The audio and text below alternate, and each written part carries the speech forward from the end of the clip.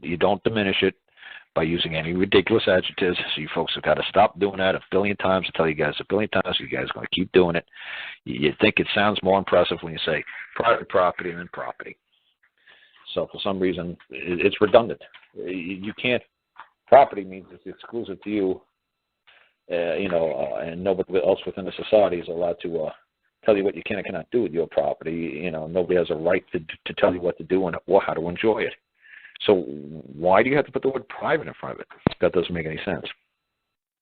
Because to me, if it's public property, well, then that sounds retarded. How could it be public property? To me, it has to be public. It would be like a public asset or a public domain or something tangible. But property is a standalone word. You can't mix it with public. It's like what those folks say, like sovereign citizen. You can't mix them. Public property, that's retarded. Well, it's not. It's going. Well, retarded means you're going backwards. It doesn't make any sense. Why would you want to say public property? How could it be public and property at the same time? That's. Hey, let's put it this way: it's asinine. I'm not going to say retarded. It's just asinine. Makes absolutely no sense. It's like that old George Carlin routine, like military intelligence. How could it have word military and word intelligence attached to it at the same time? That's kind of like an oxymoron. How could that possibly be? Well, that's the same thing with public property and private property. There's no such. All it is it's property. Period. Private, that's ridiculous. It's just property. Public. How could it be public and exclusive to one man alone? That doesn't make any sense. So, like I said, it's just the way they trick folks to say, well, that's public property and this is private property. No, because that wouldn't make any sense at all. Private property, you're basically saying the same thing twice. That, hey, whoa, that's private. And then, whoa, that's property. It's basically the same word. Basically means the same thing. So it's like saying good. It's like that to me. To me, when I hear private property, it just sounds like somebody saying to me, oh, that's good. Oh, that's better, good. It's like, what? Better, good, what? Better, good, that doesn't make any sense. Good and gooder.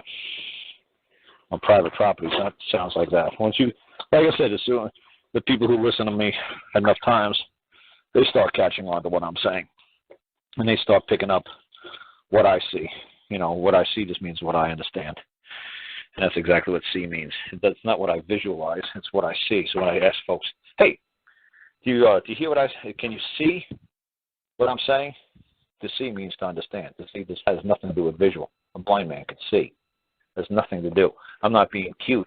I'm not saying a blind man can see better than most people with sight. See means to understand. See doesn't mean what you folks are thinking, like, oh, that means some sort of visual skill. No, it doesn't.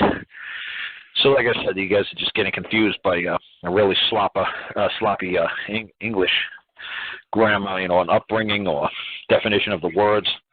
That they're just saying, oh, just let them use it. It's close enough. It's like, no, it's not close enough. When you go to court, it better be spot on. Because if you ain't spot on, they're going to run you over like a freight train.